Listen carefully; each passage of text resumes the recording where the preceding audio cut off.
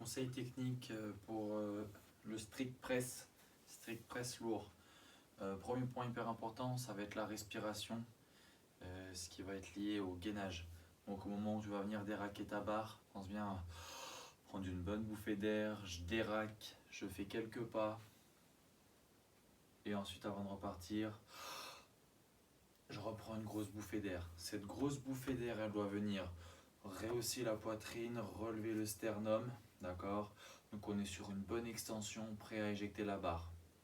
Je dois sortir le haut des abdos engagés. Je dois engager mes fessiers, je contracte les fesses le plus fort possible et les quadriceps le plus fort possible. Deuxième point, posture.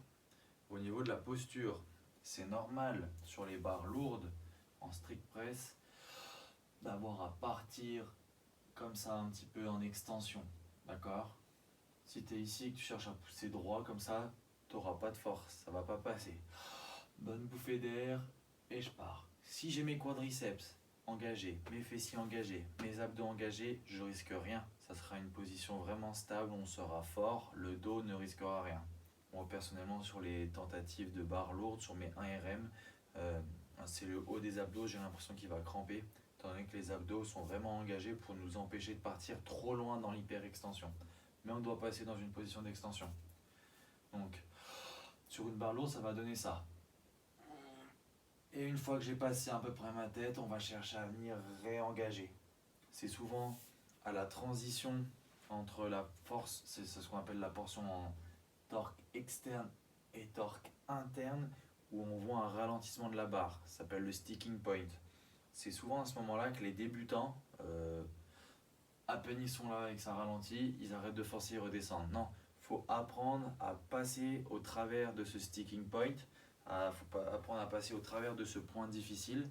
Donc c'est là que ça va être important de rester bien gainé et de forcer vraiment longtemps. Sur les 1RM ou sur les séries max, on arrive sur les dernières répétitions les plus dures, c'est normal que cette phase-là, elle paraisse vraiment longue. Des fois, on a vraiment l'impression que ça dure une éternité.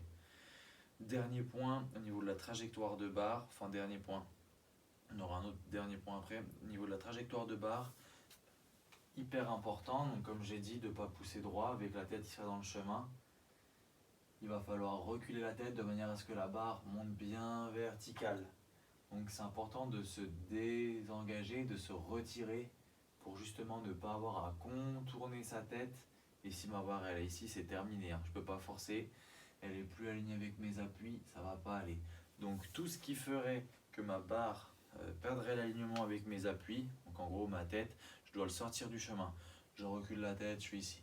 Une fois que la barre elle a passé la tête, je peux réengager. Quand je redescends, j'éloigne à nouveau la tête. C'est important à la descente.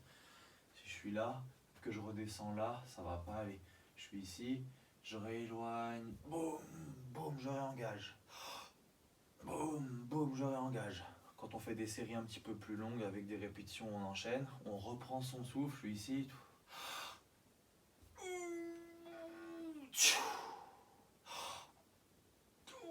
Donc je souffle à la montée, je reprends de l'air au tout début de la descente pour être gainé pour la rep suivante. Ça c'est quand on enchaîne les répétitions.